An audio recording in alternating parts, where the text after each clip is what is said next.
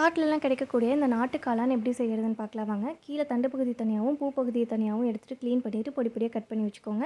2 spoon எண்ணெய் சேர்த்துட்டு எண்ணெய் சூடானதுக்கப்புறமா 1/2 ஸ்பூன் கடுகு பொரிஞ்சதுக்கப்புறமா 1 ஸ்பூன் கடலைப்பருப்பு, கட் பண்ணி வச்சுருக்க ஒரு பெரிய வெங்காயம், காரத்துக்கு 2 பச்சை மிளகாய், கொஞ்சமாக கருவேப்பிலையும் சேர்த்துட்டு எல்லாத்தையும் நல்லா வணக்கிக்கலாங்க. தேவையான அளவு உப்பு சேர்த்துக்கோங்க.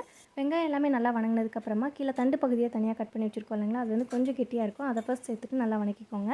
1/2 ஸ்பூன் மிளகாய்த்தூள், 1/4 ஸ்பூன் மஞ்சள் தூள் சேர்த்துட்டு நல்லா வணக்கிக்கோங்க. பாருங்கள், இதெல்லாமே நல்லா வணங்கி அந்த காளானோட மணம் வருங்க. அந்த சமயத்தில் இதையும் சேர்த்துக்கலாம். சேர்த்துட்டு இது எல்லாத்தையுமே நல்லா வணக்கிக்கோங்க. காளான் வணங்கிட்டு இருக்கும்போது அதுலேருந்தே தண்ணி விட்டு வருங்க. அதனால் மூடி வச்சு நல்லா வேக வச்சுக்கோங்க. அப்பப்போ ஓப்பன் பண்ணிவிட்டு இந்த மாதிரி மிக்ஸ் பண்ணி விட்டுக்கோங்க. அப்போ தான் அடி பிடிக்காமல் இருக்கும். ஒரு சின்ன டம்ளரில் 1/2 டம்ளர் அளவுக்கு தண்ணி சேர்த்துனிங்கனாவே போதுங்க. அது வேகிறதுக்கு கரெக்டாக இருக்கும்.